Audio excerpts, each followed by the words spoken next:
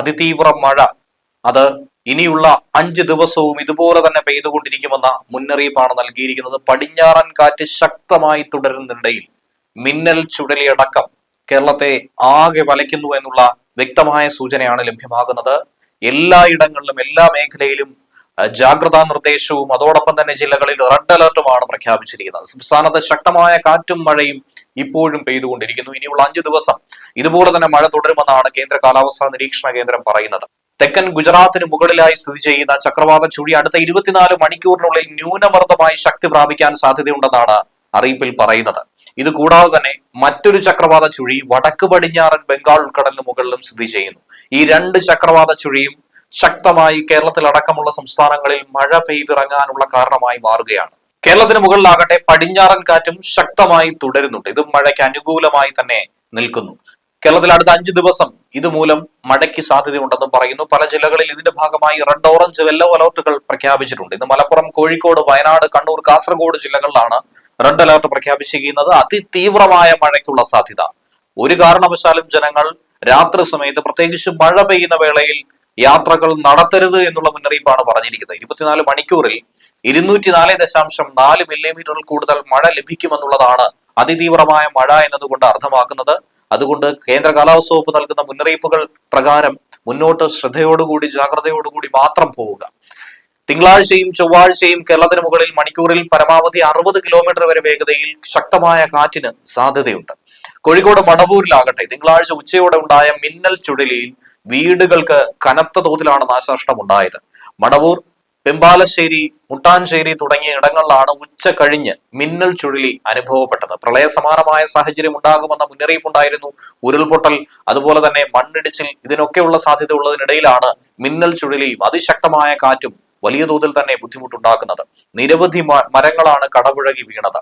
സവിശേഷ ദുരന്തമായി തന്നെയാണ് സംസ്ഥാന ദുരന്ത നിവാരണ അതോറിറ്റി ശക്തമായ കാറ്റിനെ നിർവചിച്ചിരിക്കുന്നത്. അതുകൊണ്ട് തന്നെ വളരെ ശ്രദ്ധയോടുകൂടി ഇരിക്കണം. ഇപ്പോൾ 12ഓളം വീടുകൾക്ക് മുകളിലേക്കാണ് കോഴിക്കോട് മാത്രം മരം വീണിരിക്കുന്നത്. പോസ്റ്റുകൾ വീണതിനെ തുടർന്ന് പലയിടത്തും വൈദ്യുതി ബന്ധം നിലയ്ക്കുന്ന സാഹചര്യം ഉണ്ടായി. കോഴിക്കോട് വളയം, വാണിമേൽ പഞ്ചായത്തുകളിൽ ഉച്ച കഴിഞ്ഞ് വീശിയ കാറ്റിൽ ചെറുമോത്ത് 10ഓളം വീടുകൾക്കാണ് കേടുപാട് സംഭവിച്ചത്. വൈദ്യുതി ട്രാൻസ്ഫോമറിൽ തെങ്ങ് വീണ് ആകെ തകരാറിലായ കാഴ്ചയും അവിടങ്ങളിൽ അനുഭവപ്പെട്ടിരുന്നു. പോസ്റ്റുകൾ പലതും നിലംപൊത്തിയതിനെ കാരണം പലയിടത്തും ഇപ്പോഴും വൈദ്യുതി പുനഃസ്ഥാപിക്കാനായി കഴിഞ്ഞിട്ടില്ല. പലയിടത്തും വെള്ളം കയറിയിരിക്കുന്നു. അങ്ങനെയുള്ള ബുദ്ധിമുട്ടുകൾ ജനങ്ങൾ അനുഭവിച്ചുകൊണ്ടിരിക്കുകയാണ്. ഇനി പല ജില്ലകളിലായി ഓറഞ്ച് അലർട്ട് പ്രഖ്യാപിച്ചിട്ടുണ്ട്.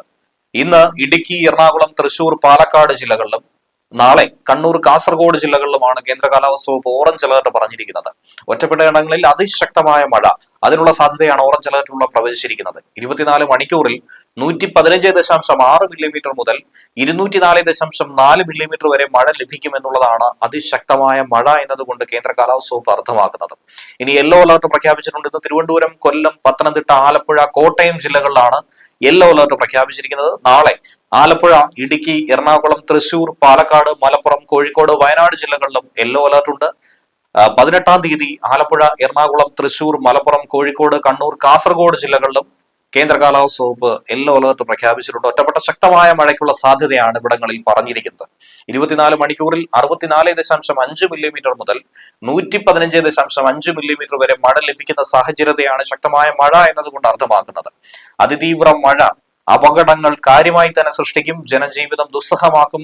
ജീവനും സ്വത്തിനും അപകടങ്ങൾ സൃഷ്ടിച്ചു വരുത്തും. അതുകൊണ്ട് തന്നെ കുറഞ്ഞ സമയം കൊണ്ട് വലിയ മഴയുണ്ടാകുന്ന പ്രവണതയാണ് പ്രതീക്ഷിക്കുന്നത്. ഇതുമൂലം മലവെള്ളപ്പാച്ചിലും മിന്നൽ പ്രളയങ്ങളും അടക്കം സംസ്ഥാനത്ത് പലയിടത്തും ഉണ്ടായേക്കാം. നഗരപ്രദേശങ്ങളിലും പൊതുവെ താഴ്ന്ന പ്രദേശങ്ങളിലുമൊക്കെ വെള്ളക്കെട്ട് രൂപപ്പെടാനും സാധ്യതയുണ്ട്. മഴ തുടരുന്ന സാഹചര്യത്തിൽ മണ്ണിടിച്ചിലും ഉരുൾപൊട്ടലും ഒക്കെ തന്നെ പ്രതീക്ഷിച്ചു വേണം നാം മുന്നോട്ട് നീങ്ങേണ്ടത്. പൊതുജനങ്ങളും സർക്കാർ സംവിധാനങ്ങളും ഒരുപോലെ തന്നെ അതീവ ജാഗ്രത പാലിച്ചു വേണം ഇനിയുള്ള ദിവസങ്ങളിൽ മുന്നോട്ട് പോകേണ്ടത്. ഇനി കോഴിക്കോട് കോർപ്പറേഷൻ ഓഫീസിന്റെ ഗ്ലാസ് ഡോർ കാറ്റിൽ തകർന്നു വീണ വാർത്തയാണ് പുറത്തു വന്നിരിക്കുന്നത്. ആർക്കും പരിക്ക് സംഭവിച്ചിട്ടില്ല. NGO ക്വാർട്ടേഴ്സിലും മരം വീണ് വീട് തകർന്ന വാർത്ത പുറത്തു വരുന്നുണ്ട്. കോഴിക്കോട് കടലോര മേഖലയിലെല്ലാം തന്നെ കനത്ത കാറ്റാണ് അനുഭവപ്പെടുന്നത്. കോഴിക്കോട് ബീച്ചിൽ നിന്നും പോലീസ് ആളുകളെ ഒഴിപ്പിച്ചു. തട്ടുകടകൾ ഉൾപ്പെടെ നീക്കം ചെയ്യാൻ പോലീസ് ആവശ്യപ്പെട്ട് കഴിഞ്ഞിരിക്കുകയാണ്. സാധാരണ നിലയിൽ നിന്നും 15 മീറ്ററോളം കടലേറ്റമാണ് ഇന്ന് അനുഭവപ്പെട്ടത്. കനത്ത മഴയിൽ പെരിയാറിൽ ജലനിരപ്പ് ഉയർന്ന ഒരു കാഴ്ചയാണ് ഈ മേഖലയിലൊക്കെ തന്നെ കാണാൻ സാധിക്കുന്നത്. ആലുവ ശിവക്ഷേത്രം വെള്ളത്തിൽ മുങ്ങി നിൽക്കുന്ന ഒരവസ്ഥയും. നദീതീരത്തുള്ളവർക്ക് ജാഗ്രതാ നിർദ്ദേശം നൽകി കഴിഞ്ഞു. കാസർഗോഡ് ചെർക്കള ബേവിഞ്ചയ്ക്ക് സമീപം ദേശീയപാതയിൽ മണ്ണിടിഞ്ഞു വീണു. ഇതേ തുടർന്ന് ദേശീയപാതയിൽ ഗതാഗതം നിരോധിച്ചിരിക്കുന്നു. വാഹനങ്ങൾ ചന്ദ്രഗിരി പാലം വഴി സംസ്ഥാന പാത വഴി വഴിതിരിച്ചു വിട്ടിരിക്കുകയാണ്. കണ്ണൂരും കാസർഗോഡും പെയ്യുന്ന കനത്ത മഴയിൽ നിരവധി നാശനഷ്ടങ്ങൾ തന്നെയാണ് ഇപ്പോഴും റിപ്പോർട്ട് ചെയ്തുകൊണ്ടിരിക്കുന്നത്. നിർമ്മാണം നടക്കുന്ന ദേശീയപാതയിൽ അടക്കം മണ്ണിടിച്ചിലുണ്ടായി.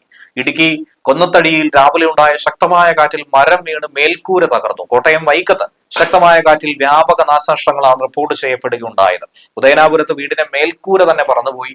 മലയോര മേഖലയിൽ അടക്കം ഇപ്പോഴും ശക്തമായ മഴയും കാറ്റും തന്നെയാണ് അനുഭവപ്പെടുന്നത്. ഇതോടൊപ്പം പൊതുജനങ്ങൾക്ക് പ്രത്യേക ജാഗ്രതാ നിർദ്ദേശങ്ങൾ നൽകിയിരിക്കുന്ന ഒരു കാരണവശാലും മറക്കരുത്.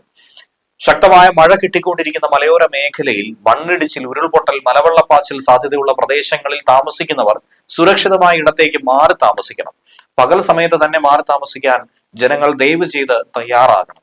സ്ഥിരമായി വെള്ളക്കെട്ട് രൂപപ്പെടാറുള്ള താഴ്ന്ന പ്രദേശങ്ങളിൽ താമസിക്കുന്നവർ ആ സാഹചര്യം വിലയിരുത്തി തയ്യാറാക്കപ്പെടുന്ന ക്യാമ്പുകളിലേക്ക് മാറണം.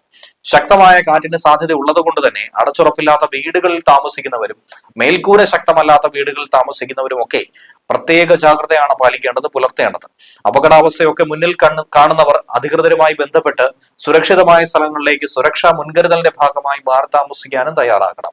സ്വകാര്യ പൊതു ഇടങ്ങളിൽ അപകടാവസ്ഥയിൽ നിൽക്കുന്ന മരങ്ങൾ, പോസ്റ്റുകൾ, ബോർഡുകൾ, മതിലുകൾ തുടങ്ങിയവ സുരക്ഷിതമാക്കി വെക്കേണ്ടതും മരങ്ങൾ കോതി ഒതുക്കേണ്ടതും ചെയ്യണം. അപകടാവസ്ഥകൾ ആരുടെയെങ്കിലും ശ്രദ്ധയിൽപ്പെട്ടാൽ ദയവ് ചെയ്ത് അധികൃതരുടെ ശ്രദ്ധയിൽപ്പെടുത്തുക.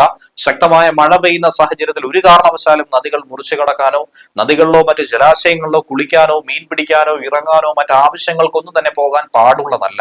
മഴ ശക്തമാകുന്ന അവസരങ്ങളിൽ അത്യാവശ്യമല്ലാത്ത അനാവശ്യമായ യാത്രകളൊക്കെ തന്നെ പരമാവധി ഒഴിവാക്കണം.